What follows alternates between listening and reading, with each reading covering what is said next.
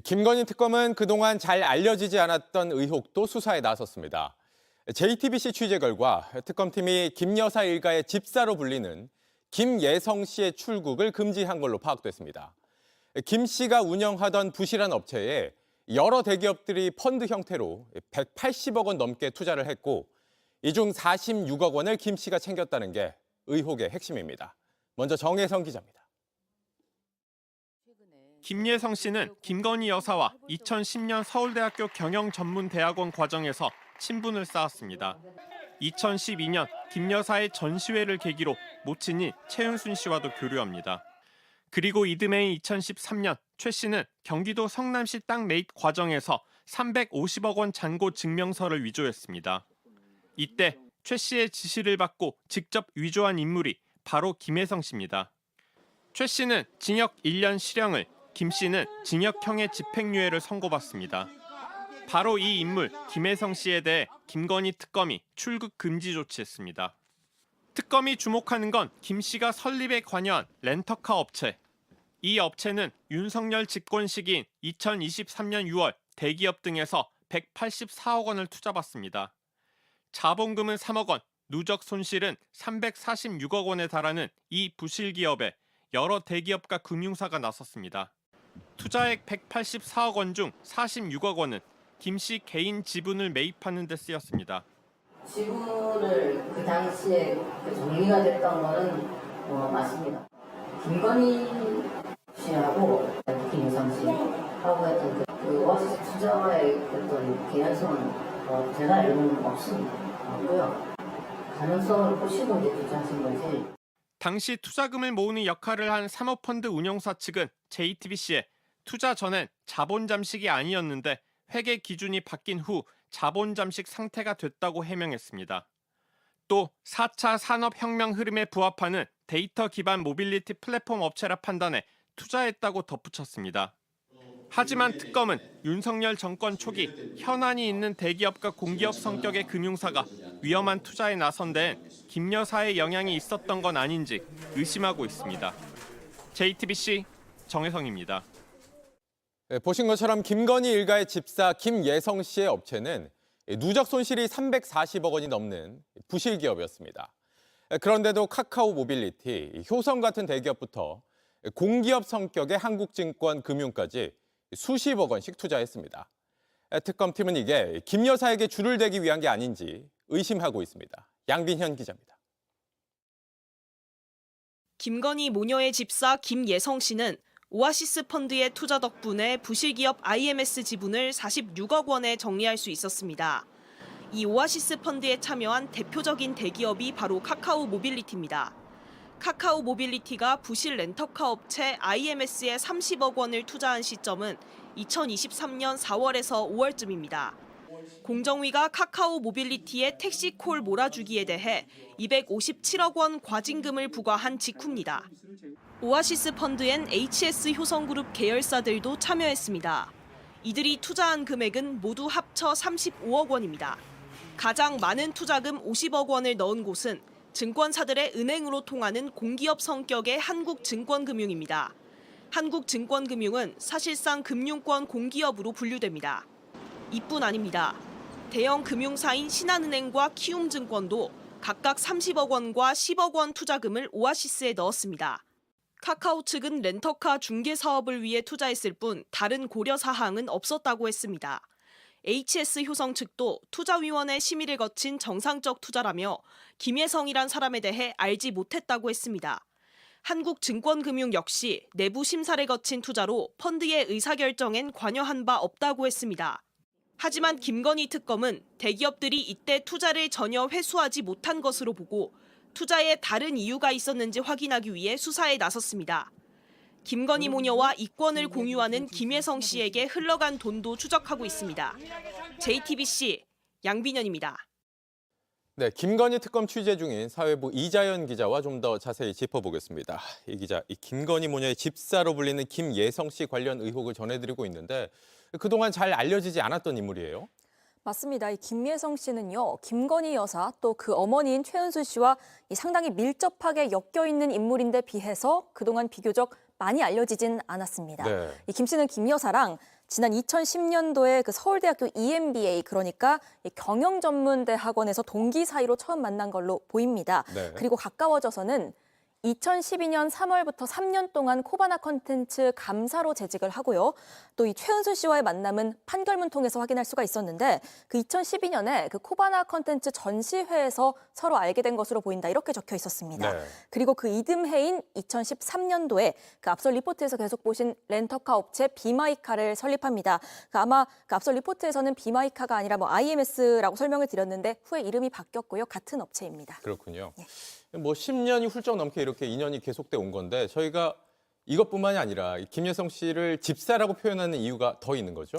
그렇습니다. 그 2013년도에 최은순 씨가요, 성남 도촌동에 땅을 샀습니다. 그러면서 잔고를 349억 원으로 위조해서 증명서를 제출을 했는데 네. 그 위조 작업을 같이 한 공범이 바로 김예성 씨였습니다. 이 일로 두 사람이요, 각각 징역 1년 그리고 징역 6개월에 집행유예 2년 선고를 받은 바가 있습니다. 네. 자, 그리고 비슷한 시기에 이제 김 씨가 앞서 말씀드렸다시피 렌터카 회사인 비마이카를 설립했는데 이 설립하는 동시에 그 도이치모터스로부터 BMW 차량 50대를 상당히 싼 값에 빌려옵니다. 도이치모터스. 그렇죠. 그런데 이 시점이 그 김건희 여사가 도이치모터스 주가 조작에 가담했다고 의심받는 바로 그 즈음이기도 합니다. 네. 그런데 김예성 씨는 도이치모터스 그 주가 조작 수사 과정에서도 그 이름이 등장합니다. 이거 지난해 저희 JTBC가 단독 보도해드린 내용이기도 한데요. 도이치 관계자가 진술한 내용입니다. 이 김예성 씨가 회사에 찾아왔는데 도이치 권오수 회장이 말하기를 이 사람은 김건희 대표의 후배이고 렌터카를 사업하니까 잘 챙겨봐달라라고 말을 했다는 겁니다. 네. 김건희 여사의 후배다. 특히 이 문제가 되는 렌터카 사업이 나오는데 이 업체 자체가 부실한데도 어떻게 대기업들이 이렇게 큰 돈을 선뜻 투자를 했느냐. 이게 의혹의 핵심이죠. 맞습니다. 이 김혜성 씨의 렌터카 업체는 그 투자가 이루어졌던 지난 2023년도에 재무 상태도 좋지 않았고요. 네. 또 투자 환경도 그다지 좋지가 않았습니다. 누적 손실이 346억 원에 달하는 말 그대로 부실 기업이었는데 그런 부실 기업에 상당히 다수의 대기업이 펀드를 통해서 184억 원을 투자를 한 겁니다. 네. 그리고 김예성 씨는요, 자신이 갖고 있던 주식을 팔고 이 돈 중에 46억 원을 받아서 이른바 엑싯을 했습니다. 자, 그럼 대기업들이 정말 이 렌터카 업체의 어떤 사업성만을 보고 투자한 것인지 아니면 다른 목적이 있었던 것인지 특검이 들여다보는 겁니다. 다시 말해서 김건희 모녀에게 줄을 대기 위해서 투자를 가장해서 돈을 집사에게 전달한 게 아니냐, 이렇게 의심하고 있는 겁니다. 네. 이 김예성 씨는요, 윤석열 전 대통령 출마할 시절에 1,000만 원 후원금 냈고요. 당선되고 나서 대통령 취임식에도 초청을 받았습니다. 자, 투자한 기업들 다시 한번 살펴보면요. 카카오 모빌리티, HS 효성의 계열사들, 그리고 한국증권금융 금융 등이 있습니다. 자, 현재 김예성 씨에 대해서는 출국이 금지된 상태입니다. 네, 알겠습니다. 여기까지 듣겠습니다. 게이트라고 김건희 특검 팀이 어제 브리핑을 하다가 이 브리핑을 하려고 한 건 아닌데 그런데 이 브리핑을 하면서 사실은 집사 게이트 수사했는데 이게 영장이 기각이 됐어요. 저기 그 압수수색 영장이 그러면서 이 사건이 우다닥 불거졌거든요. 네, 제가 마침 그 2시 반부터 브리핑을 했는데 마침 제가 3시에 가서 이 사건 담당 특검보를 만났어요. 무슨 일로요? 이거는 삼부토건 수사 관련해서 삼부토건 가장 먼저 작년 7월에 제가 최초로 문제제기를 의원이라서. 했는데 그래서 그때부터 쭉 축적됐던 자료를 전달하면서 이 삼부토건은 그 주가 조작 그 자체는 사실은 거의 뭐 저는 드러나 있다고 보고 이미 금감원에서도 660억대 주가 조작이 있었다. 근데 여기에 딱 빠진 게 이제 이종호하고 김건희 계좌 추적은 뭐 제대로 안 되고 이제 그 사건이 넘어가서 이거는 그 돈 추적하는 것과 함께 왜 도대체 금융당국은 1년간 이거를 그대로 묻어두고 있었느냐. 이게 외압이냐 아니면 무능이냐. 실제 우리나라 그 시장 감시 시스템의 무능이냐. 둘 중에 하나를 봐야 되는데 국회에서 보여준 태도들을 보면 금융당국이 저는 외압이 더 유력하다라고 생각을 하거든요. 그러니까 그 당국은 주가 조작이 있음을 인지했는데 그걸 왜 제대로 조사를 못했냐. 그렇죠. 그것까지 밝혀야지. 그걸 이게 밝혀야 된다. 온전히 드러나는 그래서 것이다. 그 축적된 자료를 전달하기 위해 갔는데 마침 마치고 브리핑을 마치고 나오셨는데 실은 저는 이제 두 가지를 봤는데요. 하나는 이 브리핑을 문흥주 특검보가 하셨다는 점이에요. 문흥주 특검보는 판사 출신이십니다. 그래서 사실은 판사 출신으로서 이 압생 영장을 기각한 재판부 법원을 비판하는 것에 굉장히 조심스러울 나 수밖에 판사 없어요. 출신인데 이거 압수수색 영장 기각하면 어떻게 되기 뻔히 보이는데 이게 네. 이상한 게 그래서- 뻔히 보이죠 김혜성 케이스는. 그래서 그 문흥주 판사 전 판사가 직접 나섰다는 점. 그 다음에 두 번째는 어제 이 사실은 앞단에 뭐 다른 거 특검 다른 브리핑은 두 줄짜리예요 보니까. 근데 이게 거의 90% 이야기했거든요. 실제 하고 싶었던 얘기는 이거였구나. 그러니까 김혜성 우발적으로 나온 게 아니에요. 김혜성 씨가 보니까 히스토리가 진짜 거슬러 네. 올라가잖아요. 네네. 그 관계가 아주 깊죠. 신한저축은행 잔고 장고 위조 증명 네. 서 위조. 그때부터 등장한단 말이에요. 네. 오래됐어 이 관계가 굉장히. 그리고 마지막으로 한 가지만 더 여기 짚고 이제 김혜성으로 넘어가면 될 텐데 세 번째는 이거 처음이 아닐 수도 있다. 법원이 이 수사의 길목을 막은 게 처음이 아닐 수도 있다. 왜냐하면 이거 잘 바깥으로 얘기 안 하거든요. 왜냐하면 아니 영장 어떻게 쳤길래 법원에 기각당해 니네 수사 제대로 하는 거야 라는 비판이 따라붙을 수도 있는데 이렇게 공개적으로 얘기한 거는 사실은 법원이 이 김건희 특검의 길목을 막은 것이 이 건 하나가 아닐 수도 있다라는 추정도 혹은 해봐요. 계속 막을지도 모른다는 생각에. 그렇죠. 네. 더 후자에 더 무게가 실리고요. 그 서울중앙지검 지금 영장 전담이 4명인데 3명이 수원에 있다가 그대로 올라간 거 아닙니까? 그렇습니다. 그 중에 한 명이 김혜경 여사에 대한 그 법인카드 어. 그거를 유죄로 인정하고 벌금 150만 원을 때려버린 판사도 있고 그래서 사실은 성향이 확인된 예예예 그런 사람들이 있어서 걱정이 되는 측면이 서울중앙지법의 영장 전담 전담 판사 4명 중에 3명이 3명이 수원지검에서 한꺼번에 올라왔다. 네 근데 이제 이번에 윤석열에 대한 그런 구속영장을 예가 있습니까? 한 지법에서 없죠. 영장 판사들이 다 온다는 게 그렇죠. 말이 안 되잖아요. 예. 그중에 사실 2명은 기수도 직접 조정을 하고 어. 기수도 뭉치면 안 돼, 그러니까 몰리면 안 되고 어. 지역도 몰리면 안 되고 그래야 그런데 한 지법에서 3명을 다 끌어들여 가지고 한 번에 네. 중앙지법의 영장 전담 판사. 그렇습니다. 그 윤석열이 계속해서 나는 서울중앙지법에 가서 받아야 된다고 했던 이유가 지금 되돌아보면 그런 거죠. 있는 걸로 보이죠. 믿는 구석이 의심돼요. 있는 거 아닌가? 근데 이제 의심돼요. 압수수색 영장이 기각이 됐는데 그 김혜성 씨가 김건희와 어떤 관계인지를 법원이 잘 모르고 있는 것 같아요. 일단은 모를 수가 있나? 일단 제가 이제 그 도천동 땅 그 장고증명서 그 전부터 그 전부터 김혜성 씨가 김건희랑 엄청 친했습니다. 경제 공동체입니다. 경제공동체다. 네네. 자, 보면 요 다음 화면 한번 예. 보여주시면 KBS가 연대보증을 서갖고 예. 로버스트랑 인터베일리 요 그 공연 투자에 대해서 연대보증을 씁니다. 나중에 갑이. 그래갖고 그 공연이 실현이 안 돼서 44억 손실을 갖다가 KBS가 떠안아요. 근데 김혜성, 이희승이 뭐라 그러냐면 우리한테 손해를 다 보존하지 말고 코바나 콘텐츠에다가 투자를 해달라. 그렇게 KBS랑 합의를 손해는 로버스트가 봤는데 김혜성 네, 씨가 대표로 있는 회사가 봤는데 아니 그러니까 손해를 원래 로버스트가 봐야 되는데 KBS 미디어 갑중의 갑이 아하. 연대 보증을 서갖고 자기네들이 아하. 손실을 자기네들이 떠안아요. 그때 야, 골 고대영 때린다. 감사가 있었고 골 때린다 이거. 윤석열 중앙지검장이 그때 힘이 셌을 때였대고 아니 중앙지검장이 아니라 그 저기 대검 중수부. 네, 중수부 과장. 제일 무섭다는. 예. 그래서 KBS가 갑자기 손실을 떠안더니 그 손실을 김혜성의 요청에 의해서 김건희 코바나 콘텐츠 그 전시 사업에 다시 2번 투자해 주는 걸로 화해를 합니다. 되게 이상한. 되게 이상하죠. 그러니까 되게 김혜성이랑 그 김건희랑 옛날부터 이렇게 친했다는 겁니다. 이게 2013년도 12년도 일이거든요. 이제 김혜성이 그래서 김건희랑 저기 보시면 그 점핑 리드 화제가 됐던 점핑. 리드 러브 포스터인데요. 아. 주관은 코바나 콘텐츠, 협찬 도이치모터스, 제작 투자는 로버스트. 아까 김혜성. 아하. 알려진 것만 해도 2010년부터 지금 알고 있었다는 거잖아요. 예, 서울대. 서울대 EMBI 예. 코스인가 뭐 네네. 거기서부터 알려졌다고 형동생이래.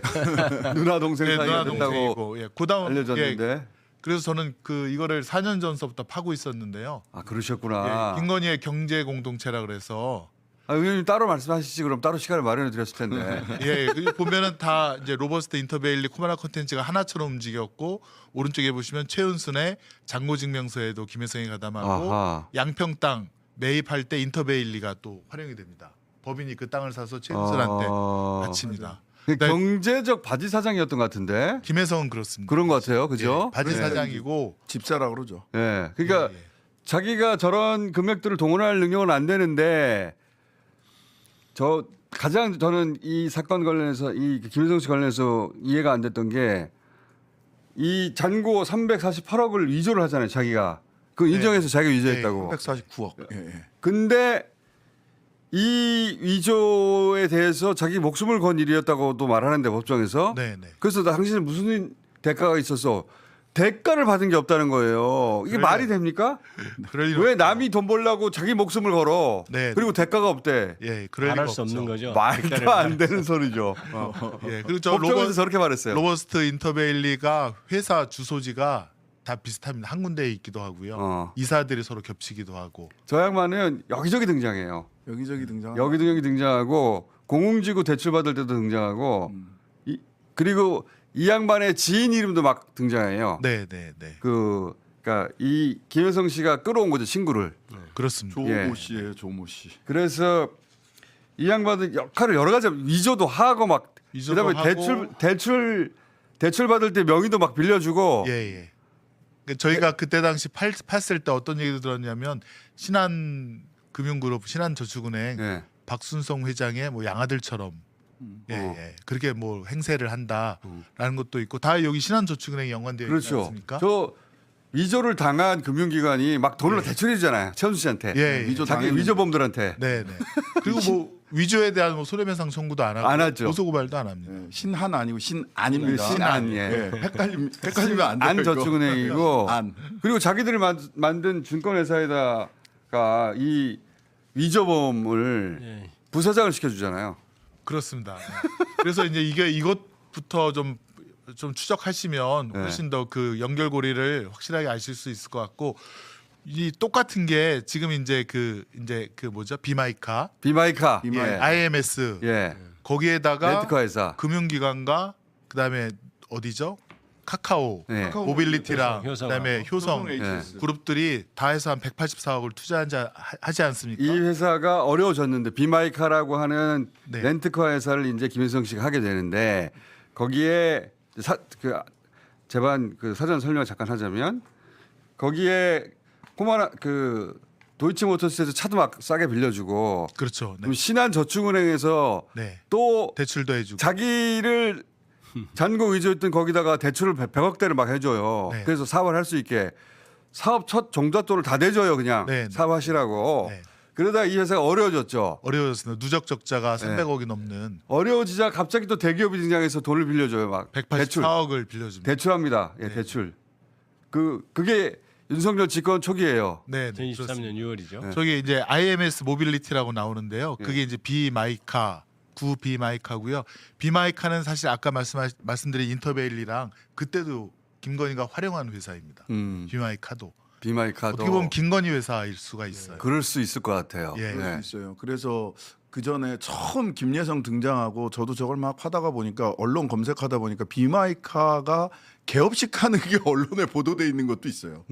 그 BMW 차량 쫙 놓고 50대 빌렸다고 해요. 예, 50대 굉장히 싼 값에 특혜를 네. 받았죠. 근데 문제는 김예성 씨가 그래서 184억 받아가지고 46억을 자기가 사실 개인적으로 자기 주머니에 들어가서 녹아서 없어져 버렸어요. 구주를 팔고. 완전 슈킹해졌어. 그러니까 자기는 회사가 부실해진 회사인데 저 투자가 갑자기 부실해진 회사에 들어온 다음에 저 중에 46억을 자기 구주 팔아서 챙기고 사라졌다는 거 아니에요. 그래서 그때 투자했던 회사들이 사실 그때 보면 이제 저의 평가입니다만은 그 소위 금융 당국의 조사를 받거나 아니면 사법 리스크가 그 목전에 있었던 회사들이 많아요. 그게 특검의 판단이에요. 예. 이 회사들이 지금 뭔가 검찰의 도움을 필요로 하는 예, 검찰 내지는 금융감독 네. 등의 지금 이제 공정위로부터 과징금 대상 이기도 기업도 하고. 있고요. 카카오 모빌리티는 그다음에 과징금 대상이었고. 예, 한국 검찰 내지는 정권이죠 참 정권. 예, 예. 정권의 어떤 약점 수사 대상. 그 로비가 필요한 약점이 있는 그런 기업이 아닐까라고 특검이 의심하는 거예요. 2023년도에는 그리고 기업들에 대한 투자도 굉장히 어려울 때였거든요. 맞아요. 그때 여러 가지 금융 사정으로 그런데 HS 효성은 회사 자금 횡령한 거 아니냐 이런 의심이 있었고 카카오 모빌리티는 과징금 몰아주기인가요? 그런 걸로 과징금이 있었고 그런 상황이었죠. 예. 그래서 현안이 있는 로비 현안이 있는 곳인데 이들이 이 부실한 기업에다 갑자기 돈을 투자한 거 아니냐라고 특검이 의심을 하고 기업뿐만 아니라 네. 한국증권금융이라 그래서 준 공공기관 같은 데가 진짜 이상. 제일 큰 금액 50억을 갖다가 갖다 이야 그 진짜 이상해요. 한국 진짜 이상하네. 공공금융이 도대체 저기다가 왜 50억을 그러니까요. 넣는지 네. 이해가 그 잘 안 가요. 엄격한 데가 저기다가 누적 적자 340 몇 억인 회사에다가 50억을 갖다가 투자를 합니다. 예. 자, 당연히 지금 뭐 흔적도 없이 그렇게 해서 회사 사라졌어요 그리고 예. 네. 그리고 그렇게 해서 실제로 저기에 돈을 집어넣은 것이 직접적 원인이 됐는지 안 됐는지는 모르겠으나 잘 해결됐죠. 잘 해결되고 해결됐어요. 카카오의 김범수 회장을 구속된 적이 있지만 다른 데는 다 네. 별 문제 없이 지나갔어요. 그 위기를. 그래서 특검이 의심해서 수사를 하려고 했더니 보니까 이 김혜성 씨는 진작 4월 달에 베트남으로 출국해 있고 가족들도 다 갔고 네, 네. 사무실도 그쪽으로 없고, 다 없고. 네. 김건희의 집사나 재산관리인이 아무튼 그 돈을 갖고 외국으로 튀었다. 라고 의심한 거죠. 예. 의심할 수밖에 없습니다. 예. 근데 그래서 근데 기각이 됐으니까 이게 그 압수수색 영장 기각됐으니까 이게 이제 특검 입장에서는 우리 길목을 지금 판사 일부가 막고 법원이 있는- 길목을 네. 막고 있는 거 아닌가라고 그렇게. 하는 생각을 할 수 있죠. 그래서 알린 거다. 네. 네. 그렇게 해석을 그렇습니다. 합니다. 예. 저도 그렇게 해석이 됩니다. 예, 본인들은 그런 말씀을 전혀 하지 전혀 하지 않으셨지만 않고 예, 저는 그렇게 해석이 됩니다. 사실관계만 얘기했는데 예. 그래서 이 김건희 코바나 김혜성 사업 관계도를 또 만들어 오셨는데 이거 한번 띄워봐 주세요. 그림. 이거 말고요. 김건희 코바나 도이치 김혜성 사업 관계도 이거 이겁니다. 네, 이거. 네, 네. 250억씩 대출해 준 거 산업은행이. 뭐가 이렇게 돈 거래가 많아요. 맨 위에 히림 보이잖아요. 히림. 히림. 예. 히림. 관저. 대통령실. 그 히림. 히림. 아래는 또 도이치모터스. 도이치모터스. 히림도 주목해야 됩니다. 예. 끊임없이 히림이 등장하거든요. 여기저기에. 그리고 사업도 많이 따왔더라고요. 예. 많이 따왔죠. 그다음에 아까 얘기한 IMS 오른쪽에 IMS 모빌리티가 아까 얘기한 그 김혜성의 비마이카. 예, 네. 그렇습니다. 예. 이건 박은정 의원실에서 만든 건데. 네. 예. 네. 히림 사업 다운 게 또 다 수의 계약이라고. 그랬죠. 그래서 예. 박은정 의원 잠시 후에 나올 건데 우리가 땡겨 쓰는 거예요, 이거. 그때 자세히 김건희 250억 클럽은 무슨 뭐 그냥 클럽이 아닌 것 같이 만들어 놓으셨네. 하여간 김건희 뭘 수사를 하다 보면요. 내란 특검이고 최혜명 특검이고 김건희 특검이고 다 김건희 씨가 나오고 그리고 다 돈이 나옵니다. 돈이랑 연결되는. 돈이 무인기조차 돈이 나온다고 무인기도 어제 돈이죠. 부승찬 의원이 얘기하던데. 네. 그렇습니다. 모든 길은 김건희로 통한다. 세 그거- 특검 모두 김건희로 통할 아니 겁니다. 외환 유치 막 심각한 얘기 하는데 그 무인기 그거 어떻게 된 것 같아요? 납품 과정이 이상한데. 과정이에요. 납품 과정이 이상한데 납품 과정에 돈을 누가 슈킹한 것 같은데 이거 진짜 상상을 초월하는. 뭐 김건희 특검 얘기 나왔으니까 이제 잠깐 옆으로 조금 세세하게 말씀드리면 김건희 특검에서 그 윤상현 의원 그 압수수색했잖아요. 예. 압수수색했는데 거기에 이준석은 피의자로 적시돼 있더라고요. 아 그래요? 예. 어. 공천에 당시 당 대표였으니까 피의자로 적시돼 있다라고 이제 언론에 보도가 됐어요. 그래서 그랬나 봐요. 어제 국힘에서 뭐라고 그랬냐면 특검에 경고한다 그랬어요. 하시라고. 특검에 경고한다고. 되게 무섭더라고. 그러면 이제 최혜병 특검에서는 그다음에 최혜병 특검에서는 국민의힘 의원 중에서 아마 그다음 지금 수사 대상은 제가 보기에는 임종득 의원입니다. 안보실 2차장. 안보실에서 있었으니까. 네, 안보실 2차장이 그때 어. 김기환 사령관이랑 한 7분 정도 통화한 내역이 있어요. 근데 어허. 그러고 나서 경북경찰청에 넘어가 있던 수사 자료를 다시 뺏어오는 과정이 역할을 시작이 했죠. 됩니다. 네. 그분 수사 대상 될 수 있겠네요. 예, 예, 뭐 그럴 겁니다. 근데 윤석열 정권 시절에 하도 많은 사람들을 사건에 엮이게 만들었어요. 윤석열이. 그런 다음에 영전시켰어요. 그래서 그 사람들이 어디 가야 되지 잘 찾아봐야 됩니다. 그러니까 자기가 대통령실에서 뭔가 구린 일을 시킨 다음에 국회의원을 준다든가 이리저리 좋은 자리를 보내가지고 그렇습니다. 근데 김건희 씨 일가를 보면 땅이라든가 이쪽은 엄마랑 오빠가 주로 했고요. 그다음에 이제 주가 조작이나 이쪽은 김건희 씨가 BP 패밀리랑 같이 한 그런 이제 크게 두 줄기가 아하. 보여지는데 근데 이제 남편이 대통령 되고 나서는 그 영역을 가리지 않고 영역을 가리지 새로운 영역까지 또 창출하면서 왜 ODA부터 시작해서 ODA 맞아. ODA. 새로운 방법까지 그거는 알게 이제 되면서 MB의 기법을 흡수한 것 같아요. 그러니까 MB 때 사람 성장한 거죠. 박근혜 전 사람들이 대통령실로 들어오면서 그 기법들을 이렇게 좀 어쨌든 습득해서. 김건희 특검에서 지금 영장이 기각됐는데요. 이런저런 내용들을 조금 많이 알려서 특검에서도 자료를 좀 보강해가지고 다시 영장을 좀 청구하도록 그렇게 해야 되겠네요. 네, 그렇습니다. 그럼 우리 김기표 의원님 가장 준비를 지금 안 해오셔가지고 보니까 약간 얹혀가고 있는데 아니 저는 이거 4년 전부터 계속 파왔던 겁니다. 김혜성 이름 등장해서 반가우셨겠어요.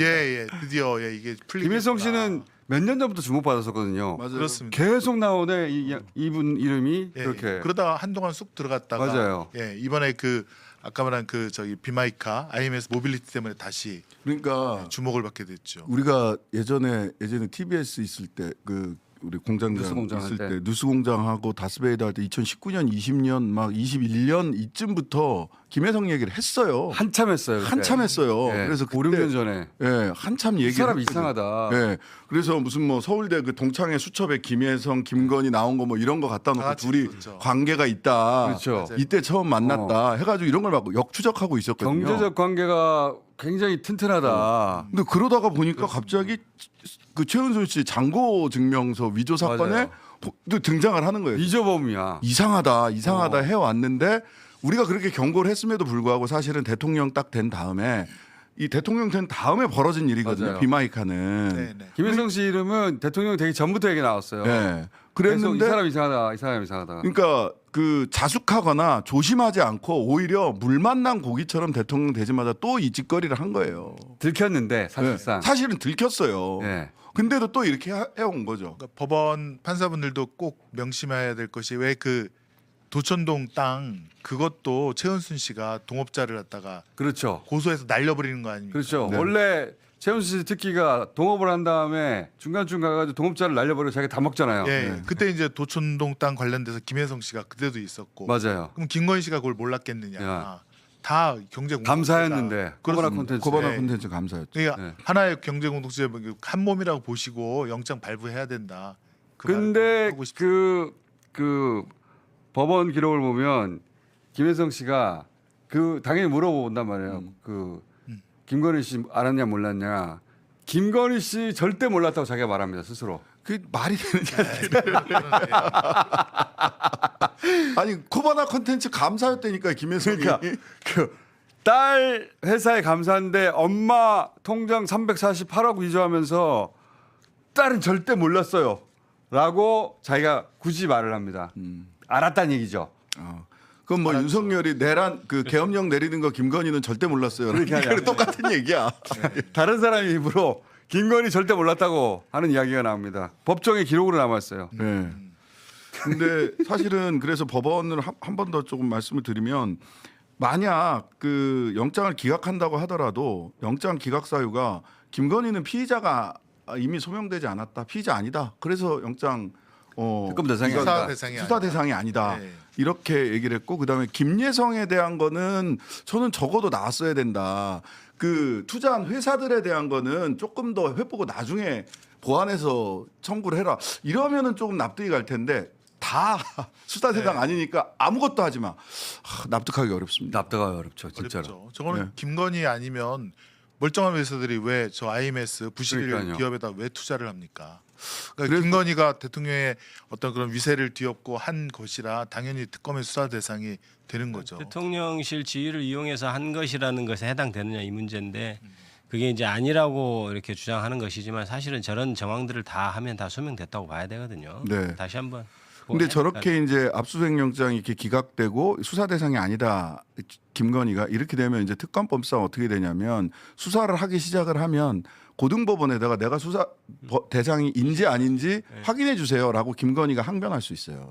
그러니까 이게 단순히 압수수색만 그 막은 게 아니라 김건희가 특검 수사 대상의 범위를 고등법원 가서 판단을 미리 받을 수도 있다라는 거예요. 수사 대상의 범위, 수사 범위가 어디까지인지. 수도 있겠네. 예, 그러니까 아프실 예정으로 알고 있는데. 그러니까 아프실 예정일 텐데 그게 그렇고 그 다음에 하나는 이거 보면서 우리가 최서원 씨한테 너무했던 게 아닌가.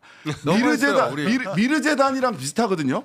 근데 그나마 미르재단은 목적이 박근혜 퇴임 이후에 뭐 그 뒤에 어떻게 좀 경제적으로 좀 살아볼까 하고는 목적은 또 공익적이었어. 공익을 내세워가지고 내세웠어. 사후에 좀 편하게 지내고 있다. 자기들끼리 그 정도에 불과했거든요. 근데 이거는 슈킹이잖아. 그냥 슈킹을 위해서 한 게 아닌가라고 의심되는 거예요. 맞습니다. 아무튼 뭐 법원이 압수수색 영장은 일부 기각 포함하면 99% 다 발부하지 않습니까? 근데 이거를 근데 굳이 이거를 왜 특검이 나가가지고 했는데 네. 그러니까 하던 대로 하세요. 의심스러운 하던 대로 왜 갑자기 이상? 아니 그 날짜 계산, 시간 계산도 그렇지 않습니까? 하던 대로 하면 되는 걸. 그래갖고 국민들 124일 동안 이렇게 마음고생 시키고. 윤석열 부부에게만 이런 일이 벌어지는 거예요. 하던 대로 하면 됩니다. 갑자기 윤석열 앞에 가면 사법부에 하던 대로 가던 길이 갑자기 양평 고속도로 확 휘어. 왜 휘냐고. 그거를 특검이 세상에 알렸던 것 같아요. 예. 알렸습니다. 진짜. 알렸고 그래서 저희가 크게 떠들고 있습니다. 예. 여기저기서 떠들겠죠. 네. 자 오늘 여기까지 하겠습니다. 감사합니다. 감사합니다. 네, 감사합니다. 감사합니다.